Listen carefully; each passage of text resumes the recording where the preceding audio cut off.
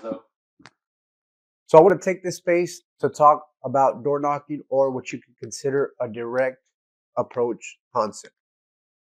In the previous videos, we've talked about going out to these commercial properties and looking to see who are the facility managers, who are the maintenance managers that we can talk to or interview to figure out if they even need our help when it comes to attending the room.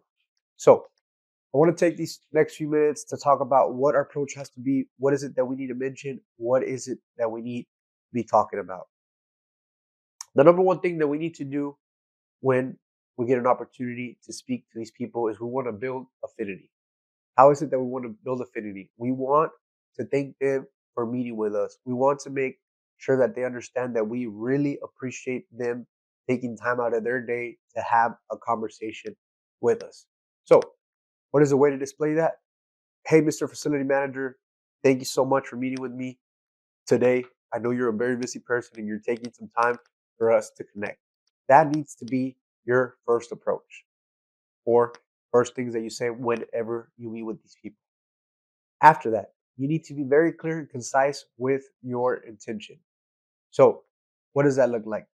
Hey, Mr. Facility Manager, or hey, Mr. Maintenance Manager, my intention in meeting with you today is to tell you a little bit about what we're doing in this area, tell you a little bit about how we help commercial buildings get restored through the insurance process, or if they don't need an insurance process, just how you help restore roofs. You need to display and clearly let them know your intention, that your intention is there not only to help them, but also investigate how you can help or make the property better. After you've built affinity, after you set your intention with them, you need to also let them know that they are very important to this process. As I mentioned in the past, you need to make them aware that they are the gatekeeper between you and the decision maker. And without them, nothing is going to happen. People who are in those positions like to feel important. So you need to be able to make sure that you are able to target that.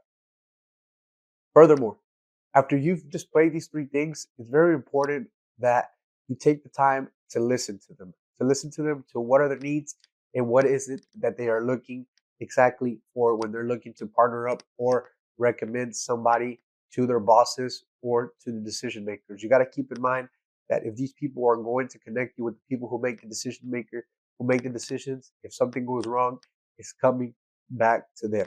The other thing that you have to keep in mind is that you're probably not the only person approaching these people. So in order for them to make a decision on going with you, you have to be the one that shows the most professionalism and that can also show that can add the most value or is very knowledgeable.